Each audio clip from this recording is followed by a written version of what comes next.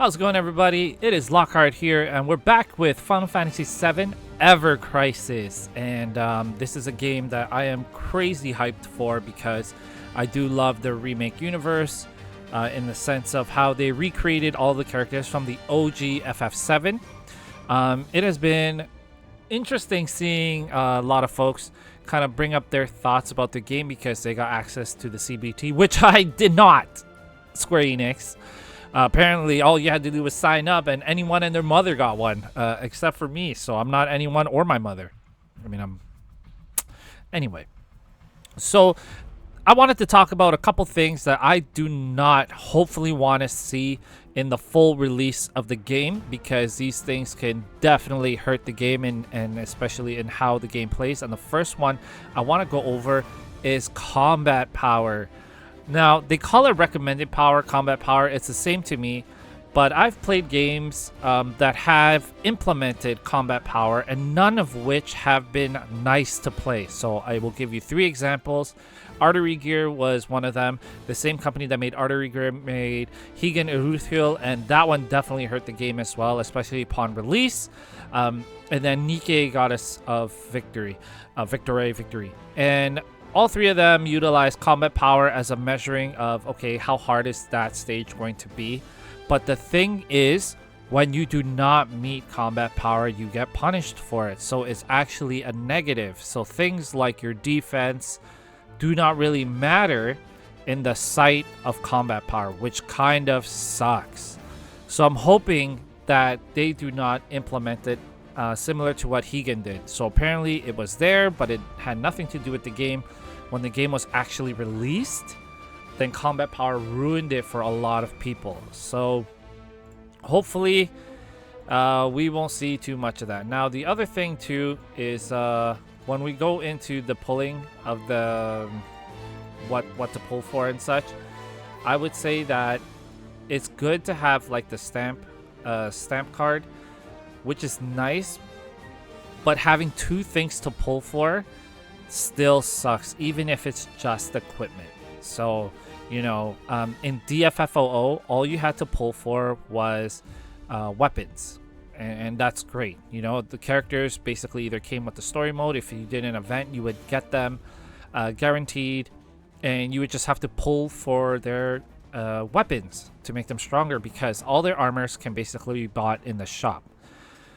I'd imagine the reasoning behind what they did, leaving armor as like your last slot, or being able to pull to like your first half of the card is a choice of the weapon or the armor to go with that banner, maybe means something. But being able to kind of mitigate that via that stamp card, I think, is a nice fix. It doesn't make it any easier. It's still RNG based, meaning that the probability of you not getting anything whatsoever is 100% not impossible. So it can still very much happen to you. I would just keep an eye on that and see how it goes. Again, the stamp function is nice. The summoning, I would say the summoning animation is super cool as well. So again, being able to use this and have this, and even like the upgrading materials and things, make a lot of sense when you have to pull for both. So for me, this leads it to the next play style, which is you only pull to pity. So if you cannot get to the end with the maximum amount, like the most unluckiest potential possible, meaning that like the stamp card only increases 1 at a time, even though it's not likely to happen, it doesn't mean it can't happen. So if you can't pull to pity, then you probably shouldn't try, because what'll happen is you will get salty. You know, like you do want the weapon to coordinate with the armor, and if you can't get it, it is gonna suck. The other thing I've noticed too, which a lot of people are celebrating, which is great, again, not a negative per se, but the rates seem really high. You know, like double to triple, 5 stars in a single banner. Seems like a dream come true. if we can stick to it, like that would be great, because like you have to pull for 2 sets of gachas anyway. You might as well just have the player base be able to just keep those rates. It seems like a lot of people are having fun. It is adding hype to the game, and hopefully it's just not for show, because that would just, again, really hurt the player base. Like they will quit early, because nice gachas are not hard to come by anymore. You know, gachas are getting built better and better.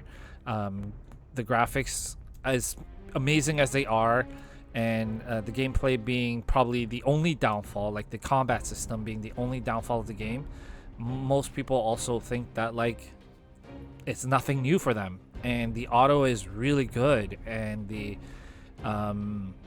AI is just brilliant when it comes to putting your recommended armor together and then going into the battle and having them take care of it. You can still cycle through your characters, and you still should probably do that, but again,